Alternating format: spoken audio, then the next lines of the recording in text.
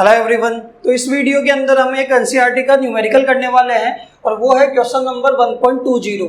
इस क्वेश्चन के अंदर हमें A point charge causes an electric flux of -1 × 10⁻³ newton पर coulomb × metre square to pass through a spherical Gaussian surface of 10 cm radius centered on the charge। इसके अंदर ए part हमें given है, if the radius of the Gaussian surface were doubled how much flux would pass through the surface. और B के अंदर कह रहा है what is the value of the point charge. कि इस क्वेश्चन के अंदर हमारे पास एक स्पेरिकल गॉसियन सरफेस है और उस गॉसियन सरफेस का हमें फ्लक्स गिवन है -1 × 10⁻³ न्यूटन पर कूलम × मीटर स्क्वायर और उसकी रेडियस हमें पता है 10 सेंटीमीटर और जो चार्ज है उसके सेंटर के ऊपर कॉन्सेंट्रेटेड है।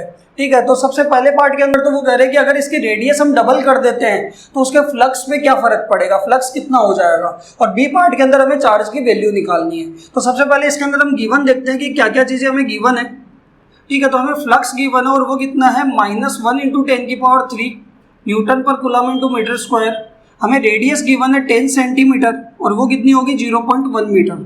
ठीक है, अगर मैं इसमें फाइंड आउट की बात करूं तो ए पार्ट के अंदर हमें बोल रहे हैं कि अगर रेडियस नई रेडियस आपकी 2r हो जाएगी, ठीक है, 2r का मतलब कितनी 0.2 मीटर हो जाएगी, तो नया फ्लक्स कितना होगा, उससे फ्लक्स कितना पास हो रहा होगा।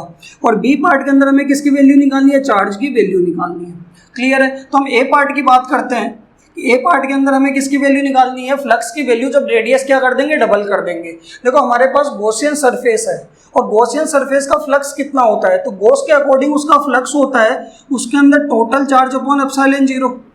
तो अगर आप देखोगे कि जो फ्लक्स है वो रेडियस पे डिपेंड ही नहीं करता, किस पे डिपेंड कर रहा है, टोटल चार्ज पे। तो अगर आप गॉसियन सरफेस की अगर देखो ये सारी चीज़ें 3D में होती है, सिर्फ गॉसियन सरफेस के लिए लगती है जो 3D में होती है। तो अगर आप इसकी रेडियस डबल कर दोगे तो भी उसके अंदर चार्ज क्या रहना है, सेम ही रहना है। और चार्ज सेम रहेगा तो उसका फ्लक्स भी क्या रहेगा, सेम रहेगा।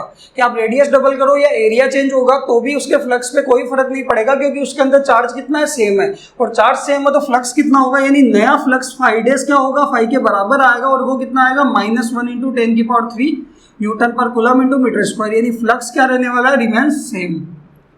ठीक है, क्योंकि वो चार्ज पे डिपेंड करता है और आपका चार्ज क्या है, सेम है। अगर बी पार्ट के अंदर हमें किसकी वैल्यू निकालनी है, चार्ज की वैल्यू, और वो भी इसी फॉर्मूले से निकल जाएगी। क्योंकि देखो हमें फ्लक्स पता है और फ्लक्स बराबर क्या है, चार्ज अपॉन एप्सिलॉन 0। तो चार्ज की वैल्यू निकालोगे तो वो कितना हो जाएगा, फ्लक्स × एप्सिलॉन 0। क्लियर है, फ्लक्स की वैल्यू हमारे पास कितनी है, -1 × 10⁻³ और एप्सिलॉन 0 कितना होता है 8.85 × 10⁻⁻12। इनको मल्टीप्लाई करेंगे तो चार्ज कितना आएगा, -8.85 10⁻⁻9 कूलम। या फिर आप इसको लिख सकते हो -8.85 नैनो कूलम। ये हमारे पास क्या है, चार्ज आया गॉसियन स्फेरिकल सरफेस में। क्लियर है यहाँ तक।